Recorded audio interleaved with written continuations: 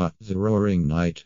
There have been quite a lot of theories, even one done by myself, but of course some candidates are more likely than others.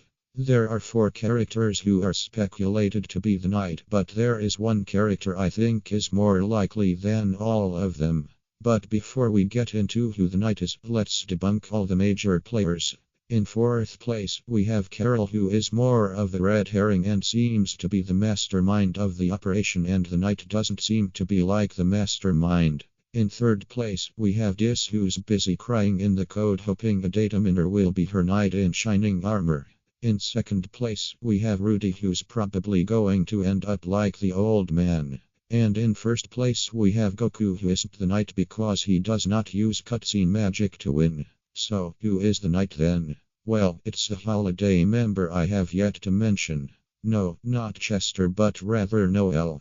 Okay, before you all come at me with your pitchforks and torches, let me explain why Noelle is the Knight. Before we technically begin, the main reason why I even considered Noelle being the Knight is because the Knight has antlers like Noelle, so I think she should at least be mentioned in discussions about the Knight. Starting off, why would Noelle do all of this? Well, in Chapter 4, Carol seems to hate Susie. While she could just be homophobic, I think she doesn't want Susie to be with Noelle because of her influence in the prophecy. Now, the prophecy states love finds its way to the girl, and while Noelle could be that girl, it's possible Susie is the one that finds love from Noelle. But Noelle could also find something that Susie has: freedom. For context, Jerson calls Susie the dragon after beating him, and dragons do symbolize freedom, which could be why Jerson says Susie has the pen of hope. But how does that relate to Noelle being the Knight? Well, it's possible Carol uses Noelle by turning her into some kind of alter ego to create dark worlds, and that could be why Queen uses Noelle. As for why she says the Knight has taken its leave, well, it could be a metaphor for Noelle's alter ego leaving Noelle when she's in the dark world. Now that we've talked about that, let's talk about the Knight and Kris being similar and why that relates to Noelle being the Knight. Now, as a lot of you know, Kris and the Knight have a lot in common, with both of them aura farming in similar ways and them also doing a lot of similar moves. They also appear to be working together.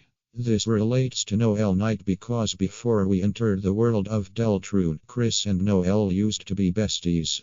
In fact, the two spent a lot of time together and even rode on the Ferris wheel together, and as we know, the prophecy was written before Chapter 1 starts, and it's theorized some events have happened pre-Chapter 1, so it's possible Carol knew about the prophecy with Kris working with the Knight. And in Chapter 4, Noelle says her and Kris being together on the festival seemed kinda forced, so Carol could have forced Noelle and Kris to be good friends from a young age, so when the two are older, they would create dark worlds together.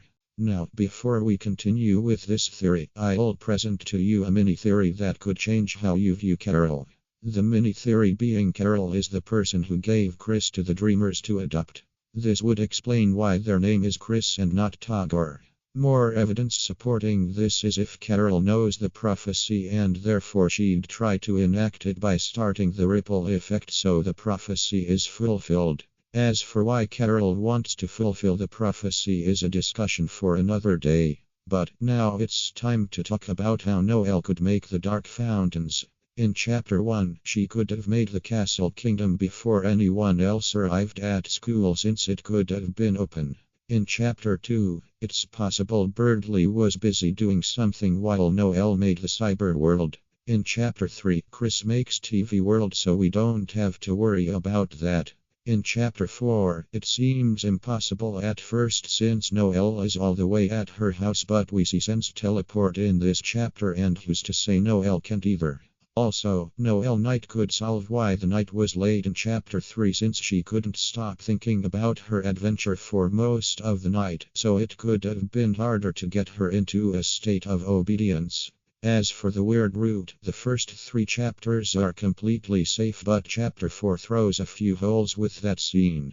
But I have an explanation. You see, it's all but confirmed that Kris called Carol after the cutscene since she shows up while Kris beats up the soul. While Kris is doing that, it's possible Noelle got influenced by Carol to make the dark fountain. As for a certain cutscene in Chapter 4, it might not even be canon for all we know. Lastly, regarding the ending, Noelle could be more under our control than Carol's. Now, before I wrap this up, I have one more piece of evidence to share with you all. Back in Chapter 2, when Ralsei was explaining the roaring, we got to see this cutscene with the image of what we presumed to be titans.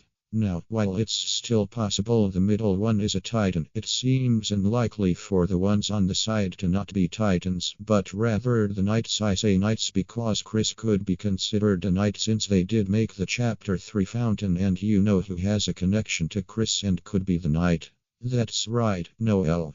Well, there you go, Noelle Night Truthers. A video covering our favorite lesbian teenager being the evil and intimidating knight.